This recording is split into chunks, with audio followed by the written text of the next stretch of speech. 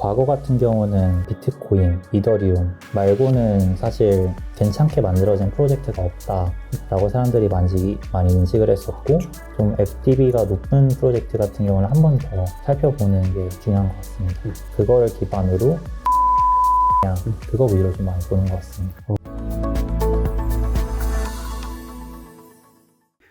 자, 우리가 1, 2부에서 레이어 1과 레이어 2에 대해서 굉장히 또 깊이 있는 이야기들 나눠봤는데, 이번에는 알트코인 전반에 대한 얘기를 좀 여쭤보려고 합니다. 아무래도 우리 시장에서는 이제 알트코인이 랠리가 올 것인가, 대세 상승장이 올 것인가, 이런 부분들에 관심이 많이 있고, 그리고 이것들이 곧 이제 도래할 것이다 라는 의견들과 아직은 아니다, 이런 의견들도 나눠지고 있는데, 미사님은 이번 대세 상승장에서도 과거 같은 알트코인 랠리 올 수 있다고 보시나요?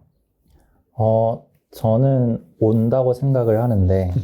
근데 과거에 왔던 거랑은 좀 다른 분위기로 올 것 같은 게, 네. 과거 같은 경우는 그냥 비트코인, 이더리움 말고는 사실 괜찮게 만들어진 프로젝트가 없다라고 사람들이 많이 인식을 했었고, 그리고 실제로 사용이 되는 어플리케이션이 조금 나오고 있다. 그리고 이게 앞으로 성장할 것 같다 라고 해서 그런 별도의 알트코인들이 엄청 주목을 많이 받았고, 네. 실제로 그렇게 사용되는 게 크지 않았다라는 그런 어떻게 보면 인식으로 인해서 그런 알트코인들이 많이 떨어지기도 했었는데, 그래서 과거에는 어떻게 보면 좀 문제가 많은 프로젝트들이 주목을 많이 받았다면, 이제는 그런 별도의 인프라, 토큰 만드는 거가 많이 좀 성숙을 해 나가고 있고, 실제로 실패를 했던 팀 혹은 과거에 성공했던 팀들이 이제는 좀 더 완성도 높은 프로젝트들을 많이 만들고 있어서 그런 프로젝트들의 토큰들이 많이 나오고, 그리고 이 토큰에 대한 고민들도 되게 많이 해서 이거에 대한 설계가 조금씩 되게 잘 되고 있어서 좀 이런 팀들이 아직까지는 저는 그냥 업계 사람들만 조금 주목을 하고 있는 상황이라면, 이런 팀들이 점점 많은 사람들한테 알려지고 주목을 받는다면 좀 되게 좀 상승할 수 있는 여지가 되게 많은 것 같습니다. 이제 어떻게 보면 굉장히 긍정적인 거네요. 굉장히 네. 이제 근본적인 프로젝트들이 많이 등장하고, 결국은 그런 프로젝트들 중심으로 근본적인 성장을 해나갈 수 있는 어떤 기반이 만들어졌다, 이렇게 봐도 괜찮을까요? 네.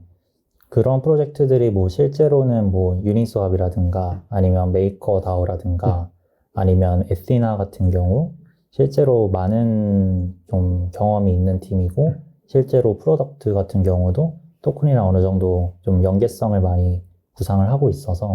그런 구상된 것들이 이제 시장에 점점 나오면서 좀 탄탄한 프로젝트들이 많이 주목을 받을 것 같습니다. 아까 말씀 주셨던 프로젝트들은 뒤에서 또 간단하게 한번 언급을 해볼 텐데, 자, 그러면 전체적으로 시기에 대한 이야기들을 좀 나눠보려고 하는데,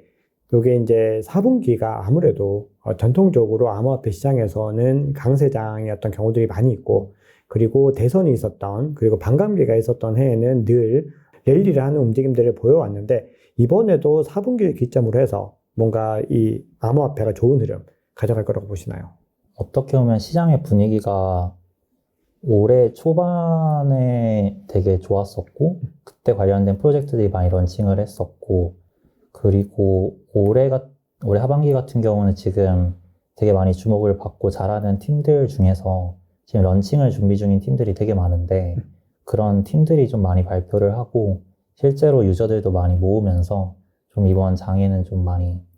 여러 팀들이 주목을 많이 받을 것 같습니다. 다들 많이 기대가 되실 것 같습니다. 저희 구독자님들도 이번 하반기에 굉장히 좀 좋은 결과를 가져오기를 좀 기대를 하고 계실 텐데, 자, 그러면 이제 구체적인 프로젝트 몇 가지를 언급을 하면서, 우리가 이거 이제 늘 강조드리는 부분들인데, 아무래도 이제 타이밍도 중요하고, 그리고 이런 프로젝트들을 언급드렸다라고 해서 이 프로젝트들이 뭐 단기간에 막 급등한다거나 이런 것들은 아니기 때문에 우리가 알트코인 투자할 때 늘 여러 가지 것들을 좀 조심을 하셔야 됩니다. 자, 그럼에도 우리가 이런 프로젝트들을 언급을 하는 것은 일단 기본적으로 포퓰러스 리서치에서 1차적으로 굉장히 많은 어떤 고민들과 많은 분석들을 통해서 그래도 1차적으로 좀 엄선된 그런 프로젝트다라고 생각을 해서 구체적인 프로젝트를 좀 언급을 드리는 부분인데요.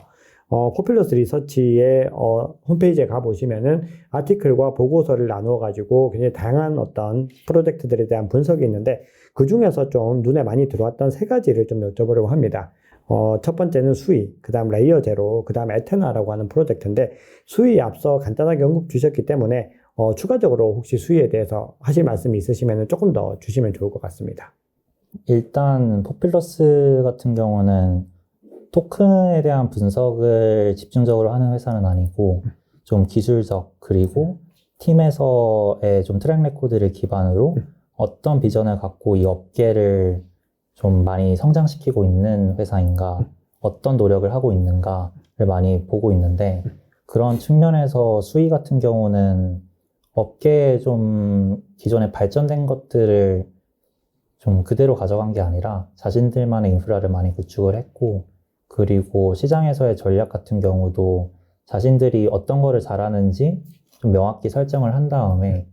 좀 인프라도 거기에 맞게 좀 빠르고 효율적이고 그리고 뭐 특히 게이밍 섹터에서 많이 활용될 수 있는 그런 모듈들을 많이 개발을 해서 좀 내년에 실제로 게임들이 많이 온보딩 되고 좀 하드웨어 기기들도 수위에 많이 연결이 되면서 많이 주목을 받을 수 있을 것 같습니다. 자, 그러면은 이제 두 가지 프로젝트는 수위에 비해서는 우리 구독자님들께 상대적으로 조금 생소한, 그러니까 좀 덜 익숙한 프로젝트일 수 있는데, 그럼에도 워낙에 많이 좀 회자된 알트코인 프로젝트이긴 합니다. 우선 레이어 제로라고 하는 프로젝트가 이제 옴니체인의 좀 대표 주자로서 많이 좀 존재감을 가지고 가고 있고, 실제로 기관 투자자들도 굉장히 많이 주목을 하고 있는 프로젝트인데, 레이어 제로는 어떤 프로젝트인가요? 저희가 이번에 계속 얘기를 나눴던 게 새로운 L1, 새로운 L2,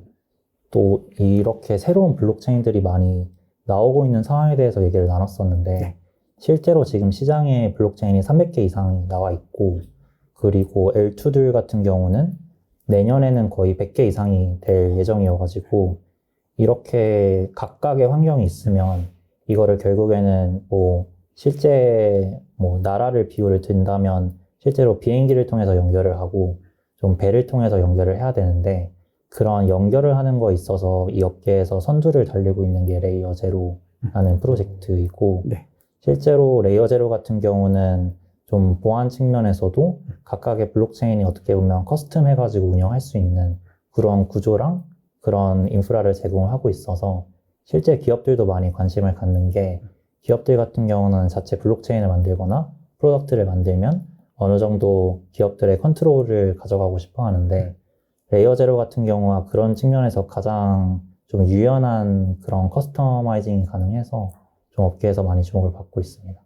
어떻게 보면 이게 향후에 반드시 필요한 인프라인데 이 부분을 지금 레이어 제로가 먼저 많이 선점을 했고 기술적으로도 유연성 측면에서도 그리고 시장의 선호도 측면에서도 현 시점에서는 그래도 가장 선두에 있다 이렇게 봐도 될까요? 네. 실제로 이 서로 블록체인을 연결한다는 컨셉을 가장 선도적으로 많이 개발을 했던 팀이고 이전에는 블록체인을 연결을 한다. 그러면 단순히 토큰 전송하고 토큰을 다른 블록체인에서 사용할 수 있게 하는 거에 포커스를 맞췄다면 레이어 제로 같은 경우는 A 블록체인에서 요청을 B 블록체인에서 실행을 하는 그런 메시징 인프라 자체도 되게 탄탄하게 많이 만들어 놔가지고 그래서 이런 업계 측면에서도 가장 선도적으로 많이 개발을 하고 있는 팀이어서 네, 가장 긍정적으로 보고 있습니다. 좋습니다. 자, 그러면 이제 포퓰러스에서 주목하고 있는 프로젝트 마지막으로 한 가지만 더 여쭤보면은 이게 올해 초에 굉장히 많이 좀 주목을 받았었고 사실은 작년에 이제 메사리 리포트에서도 에테나에 대해서 한 페이지를 이제 할당할 정도로 뭔가 좀 올해 주목해야 되는 프로젝트다라고 언급을 하고 있었는데 포퓰러스에서도 에테나를 좀 중요하게 좀 보고 계시는데 그리고 여러 가지로 어떤 유통량 관련해서도 워낙에 또 FDV라고 하는 요즘 논란들이 있기 때문에 유통량 측면에서도 아직까지 좀 많지 않고 그러다 보니까 굉장히 긍정적으로 보는 전망들과 좀 아직은 좀 시기상조다라고 보는 전망들이 엇갈리는 부분들이 있는데 에테나가 어떤 프로젝트이고 이 프로젝트가 향후에 발전 가능성이 높은 이유가 무엇인지 궁금합니다. 에테나 같은 경우는 실제로 되게 블록체인에서 좀 좋은 자산을 만드는 게 무엇인가에 대한 고민을 되게 많이 하는 팀이고 그거에 대해서 구현을 되게 잘 했으면서 그리고 결국에는 에테나가 만드는 게 크립토 달러라고 해가지고 결국에는 달러 가치를 대변하는 그런 것들을 만들고 있는데 이거가 크립토 달러가 의미가 있으려면 이게 실제로 많이 사용이 되어야 되는데 이거를 어떻게 활용될 수 있을까에 대한 고민을 기반으로 바이빗에서 USD가 에테나의 그런 크립토 달러인데 그거랑 비트코인이랑 좀 트레이딩 할 수 있는 그런 자산으로서도 활용이 되고 있고, 그리고 올해 아마 하반기에 자체 L2를 런칭할 예정인데, 그런 L2의 런칭이 되면서 거기에 뭐 추후에는 가스피 혹은 그 위에 올라가는 디파이들에 있어서 좀 콜레터럴로 사용이 될 수 있어서 좀 실제로 그런 인프라를 만드는 것뿐만 아니라 실제로 활용 사례들도 많이 구현을 하고 있는 팀이어서 좀 되게 주목하고 있는 팀입니다.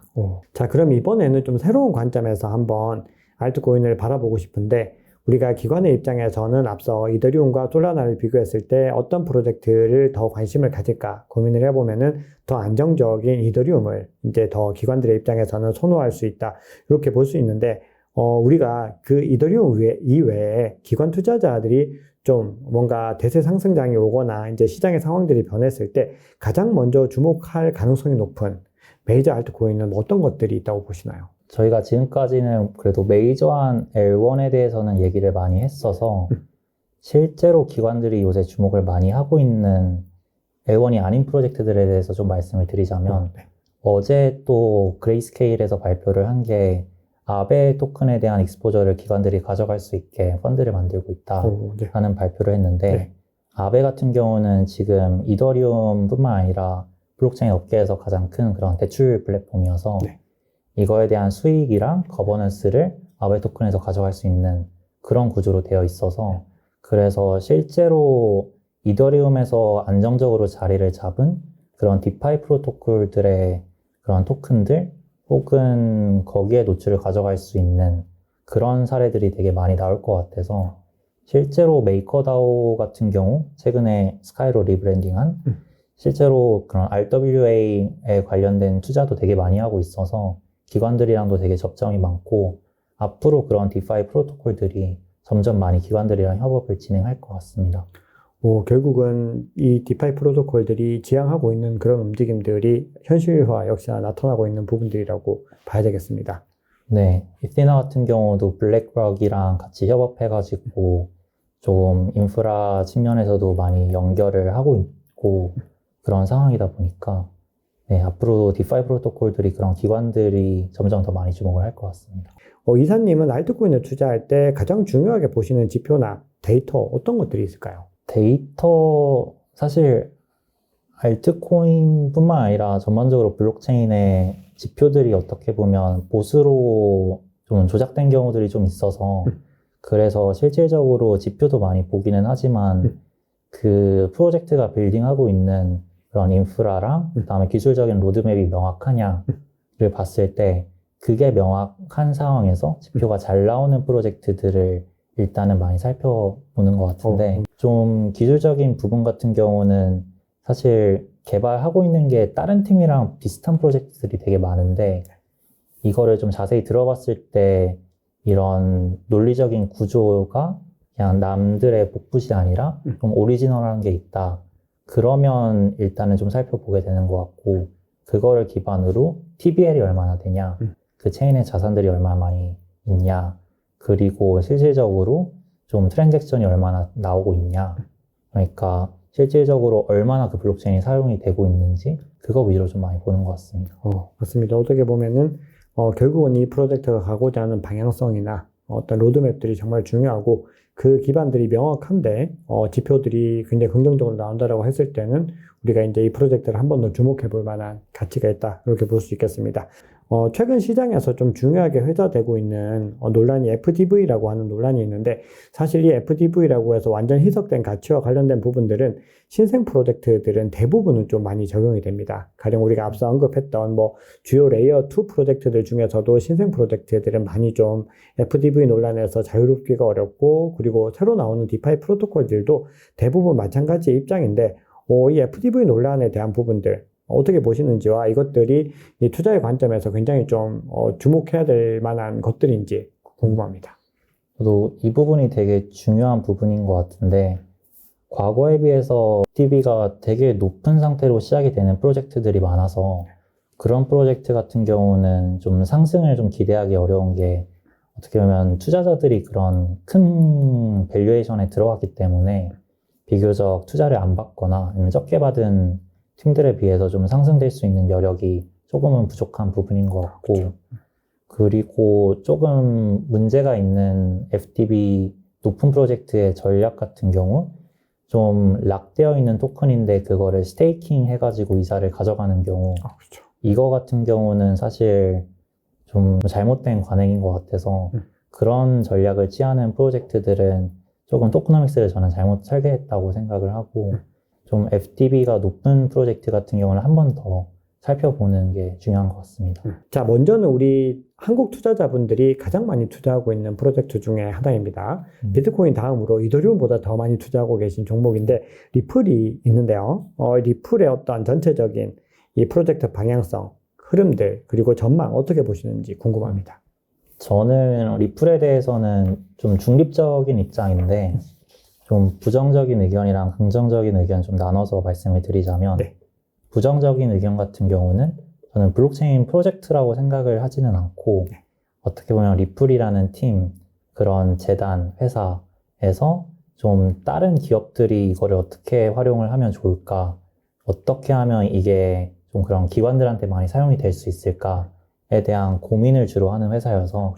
사실 개발이나 논의되는 거나 로드맵 같은 경우 많이 공개되어 있지 않아가지고 그래서 조금 블록체인 대부분의 프로젝트가 취하는 전략이랑은 전혀 달라서 그래서 어떻게 보면 어떻게 발전이 이루어지고 있는지 파악하기 되게 어렵다라는 측면에서 조금 블록체인 프로젝트가 좀 아닌 느낌이다라는 게 저의 좀 의견이고 좀 긍정적인 의견 같은 경우는 사실 이렇게 기관들이랑 좀 오랜 기간 동안 좀 맞닿아서 일한 팀들이 많지는 않아가지고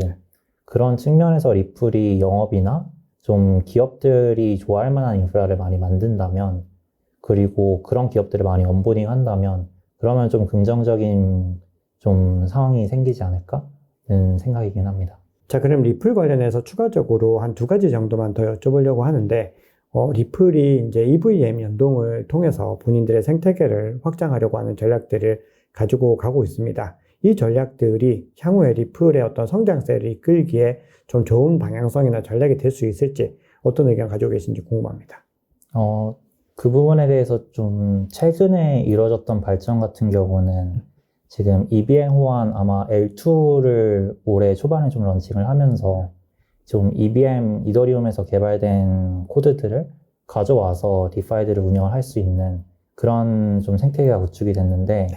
사실 리플 같은 경우는 조금 클로스드 소스로도 많이 되어 있고 그리고 좀 어떻게 보면 작은 개발팀들이 언보딩돼서 운영하기에는 좀 어려운 구조여서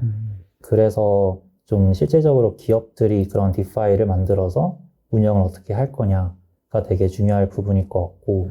그리고 실제로 크립토에서 지금 스테이블 코인에 좀 볼륨이 어마어마하게 나오고 있으면서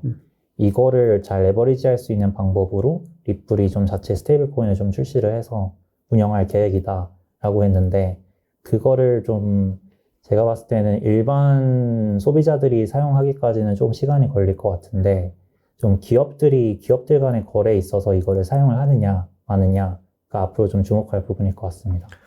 실제로 모니카론 같은 경우도 이 스테이블 코인은 기관용이다. 현재는 기관용으로 시작한다고 밝히고 있는데 그러면서 하는 얘기가 이 덱스라든지 이런 데서 활용도에서도 스테이블 코인이 더 많은 활용성을 가질 것이다 라고 얘기를 하고 있는데 그럼 이사님께서 보시기에 스테이블 코인을 발행한다라고 하는 것이 XRP의 가치를 상승시키는 것과 관계가 있을 거라고 보시나요? 실제로 볼륨이 많이 일어난다면 그게 XRP에 좀 긍정적인 영향이 될 것 같은데 근데 그런 볼륨이 계속 나오느냐 그리고 좀 그 활용 사례들이 앞으로 점점 많아질 거냐는 좀 주목을 앞으로 좀 더 해봐야 될 부분인 것 같습니다. 그럼 어떻게 보면은 이 리플이 새로운 또 어떤 항해를 시작을 했는데 이것들이 어떻게 진행할지는 리플이 또 가는 방향성들 그리고 얼마나 많은 기관들이 리플의 스테이블 코인을 활용을 할 것인가 이 부분들을 계속해서 지켜봐야 되는 포인트라고 봐야 되겠습니다. 자, 그럼에도 이제 마지막으로 리플 관련해서 마지막으로 이런 리플의 움직임들 어떤 변화에 대한 시도들이 그래도 이사님 보시기에는 좀 긍정적인 부분으로 좀 더 해석이 되시나요? 아니면은 뭔가 본인들이 원래 본연의 가치들을 좀 더 희석하는 그런 부분으로 보시나요? 사실 다른 어떻게 보면 좀비 체인이라고 불리는 체인들은 조금 그런 변화를 되게 천천히 하고 있는데 리플 같은 경우도 그렇게 천천히 하는 팀이기는 하지만 아예 고객 자체가 우리는 기관들 대상으로 하겠다라는 목표를 하고 있어서 조금은 다른 방향으로 가고 있는 것 같고, 이게 성공적으로 될 거냐는 사실 좀 공개적인 정보 그리고 팀이랑 교류하면서 리서치하는 제 입장에서는 조금 파악하기 어려운 부분이어서 네. 그래서 앞으로 이런 노력들도 리플이 좀 더 공개적인 것도 많이 오픈을 하고 기관들이랑 어떻게 협업하는지도 많이 오픈을 하면 좋을 것 같다. 이게 조금 블록체인 리서처로서 좀 갖고 있는 관점인 것 같습니다. 되게 너무 좋은 말씀이십니다. 사실은 우리가 이런 것들을 우리가 개인이 그냥 예단하거나 너무 섣불리 해석을 해서 접근을 했을 때는 굉장히 리스크에 처할 수 있는데, 사실은 우리가 정확한 분석을 위해서는 활용할 수 있는 소스나 데이터들이 굉장히 많아야 되는데, 이게 아무래도 리플 같은 경우는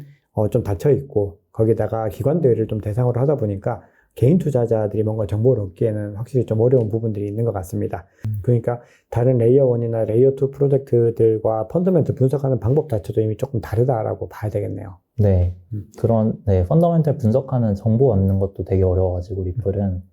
그런 측면에서는 조금 안 좋은 것 같습니다.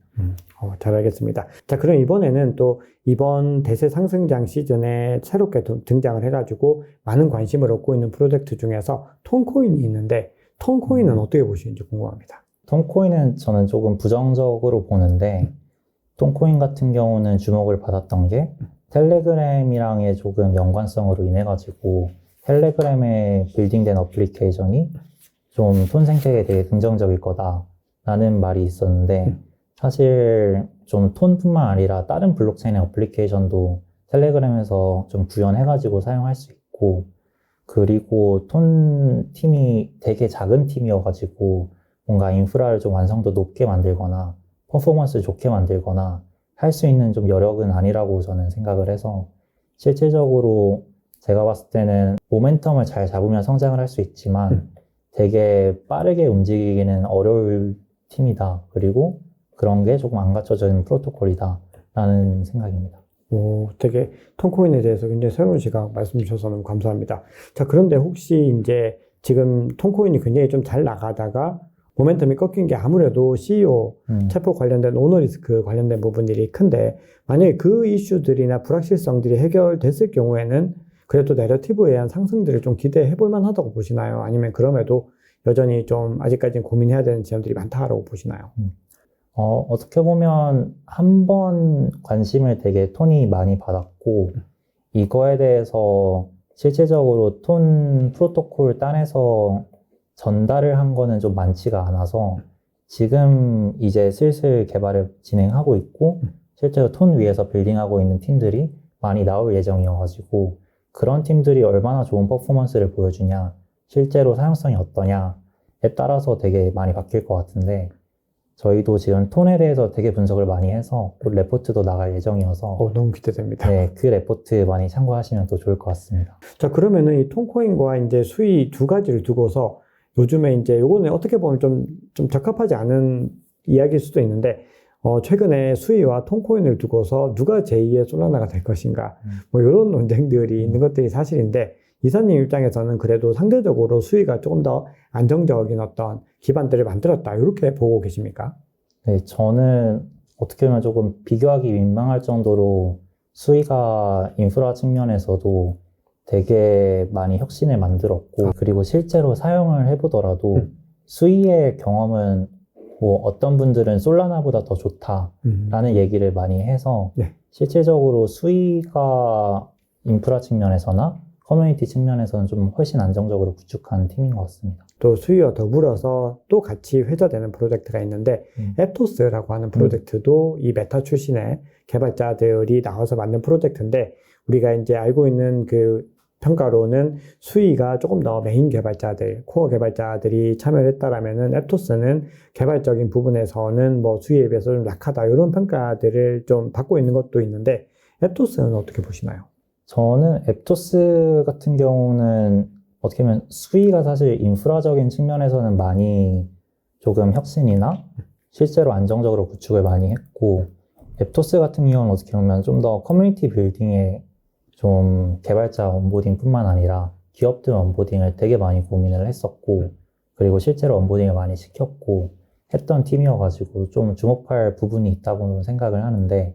좀 장기적인 측면에서는 수위가 좀 안정적인 토대를 갖추고 그런 커뮤니티를 천천히 빌딩하고 있어서 장기적인 측면에서는 수위를 좀 긍정적으로 보고 있는데,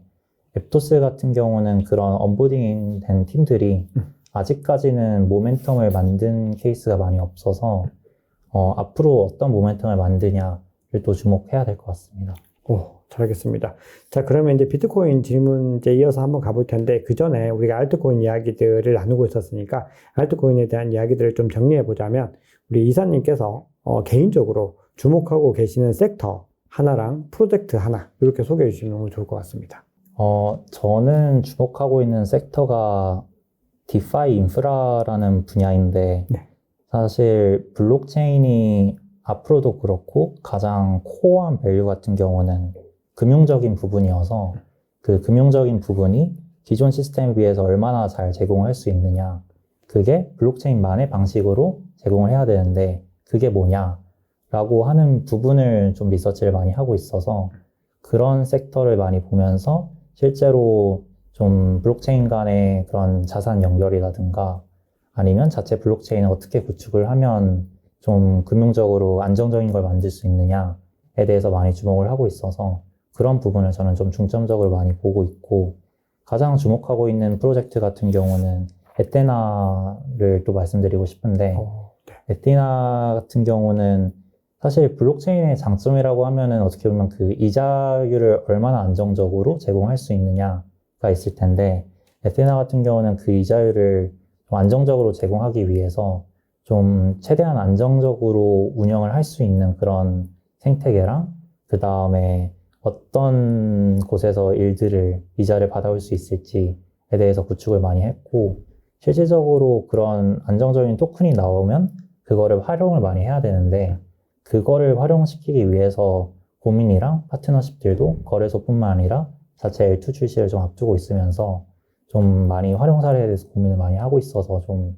잘하는 팀인 것 같습니다. 자, 그러면 이제 비트코인 관련해서 마지막으로 여쭤보고 마무리 질문 갈 텐데요. 이 비트코인 현재 지금 시점부터 뭐 내년 초 정도까지 보셔도 되고, 향후에 어떤 흐름으로 가게 될지, 그러니까 뭐 가격에 대한 부분들 아니어도 비트코인의 가치가 어떤 식으로 향하게 될지, 이런 부분들 말씀 주시면 좋을 것 같습니다. 일단 비트코인은 시장에서 디지털 금 그리고 가장 크립토의 대표적인 자산이다 라는 인식은 완전히 자리 잡아가지고 어느 정도 안정성을 많이 보여줄 것 같은데, 지금 비트코인이 어떻게 보면 본질적인 문제라고 하면은 금 같은 경우는 이거를 실제로 활용할 수 있는 사례들이 조금 가시적으로라도 있는데 비트코인은 조금 모호하다라는 점이 있어서 실제로 이거에 대한 사례들을 어떻게 잘 전달을 하느냐가 중요할 부분일 것 같은데, 좀 이것들에 대해서 노력을 좀 하고 있는 팀들 같은 경우는 비트코인의 그 L2를 올리는 프로젝트들이 굉장히 많은데, 뭐 대표적으로 뭐 스택스, 뭐 프랙탈, 그 이외에도 프로젝트들이 지금 굉장히 많은데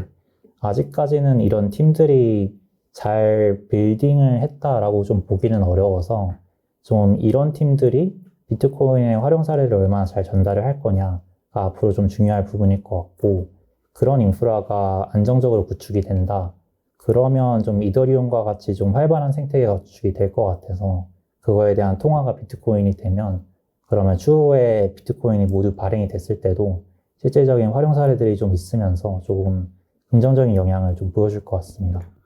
그러면 이제 이사님께서 저는 비트코인 같은 경우도 지금은 가치 저장 수단으로서의 역할들, 이것들이 굉장히 좀 보편화된 인식들이지만 향후에 계속해서 성장하고 지속력을 갖기 위해서는 이 레이어 2를 기반으로 한, 그러니까 이 생태계를 갖다 확장하면서 장기적인 사용성을 확보하는 그 부분들이 중요하다고 보시는 거네요. 네. 근데 앞으로 2년 동안에는 되게 고비가 많을 것 같은 게, 사실 팀 퀄리티 측면도 그렇고 지금 뭐 비트코인에서 그런 L2를 운영을 하려면 좀 OPCAT이라는 게 도입이 돼야 되는데 아직까지 이게 언제 도입이 될지 조금 불확실하기 때문에 그런 게 도입이 되고 실제로 프로덕션에서 좀 안정적인 인프라를 운영을 해야 되는데 거기까지는 최소 2년은 좀 걸릴 것 같습니다. 앞서 이제 비트코인의 대표적인 이제 레이어 2로는 시장에서는 스택스가 그래도 가장 많은 어떤 관심을 받고 있고, 그리고 가장 좀 많은 어떤 시가총액을 형성하고 있는데, 스택스 프로젝트 개인적으로 어떻게 보시나요? 저는 사실 긍정적으로 보지는 않고 있는 게 스택스가 조금 어떻게 보면 좀 맹세를 했고, 그리고 빌딩하려는 인프라 측면에서 이거가 아직까지는 제대로 딜리버가 되지는 않았고, 아직까지 좀 비트코인의 보안성을 활용을 한다라고 보기에는 좀 어려운 구조를 갖고 있어서, 그래서 지금까지 사람들이 주목한 거에 비해서는 좀 활용성 측면에서도 되게 낮고, 그리고 로드맵 측면에서도 좀 부족한 부분이 아직 많은 것 같습니다. 자, 그러면 이제 마무리 질문 한번 가보겠습니다. 현재 시점에 이사님께 1억이 있다면 어떻게 투자하고 싶으실까요? 저는 일단 아직 내러티브가 완전히 좀 시장이 안 퍼진 좀 이더리움을 한 30%에서 40% 정도 보유를 할 것 같고, 그리고 조금 저는 안정적으로 투자를 하는 성향이어서 비트코인도 한 30%, 그리고 아직 시장에서 많이 좀 모멘텀이 있을 것 같은 좀 솔라나도 한 20% 정도 보유를 하고, 나머지 같은 경우는 이 시장 자체가 커지면서 앞으로 더 주목을 받을 것 같은 뭐 레이어 제로 같은 경우 여러 블록체인 나오면서 필수적인 인프라여서 레이어 제로나 아니면 디파이 프로토콜들이 아직까지 자체적으로 수익 발생된 거에 대해서 토큰 홀더들한테 주는 구조가 완전히 자리 잡진 않았는데, 그게 자리를 잡으면 거기에 대한 모멘텀도 많아질 것 같아서 뭐 유니스왑이라든가 뭐 메이커 토큰들 같은 거에다가 좀 투자를 할 것 같습니다. 굉장히 좀 이렇게 포트폴리오를 균형 잡히게 잘 또 배치를 해주셔가지고 우리 구독자님들도 참고하시면 너무 좋을 것 같습니다. 자, 그럼 마지막으로 우리 구독자분들께 당부의 말씀 부탁드리겠습니다. 사실 블록체인이라는 게 오픈된 그런 환경에서 개발이 이루어지고 있고 토론도 많이 되고 있고 해서 정보들이 엄청 많은 상황인데,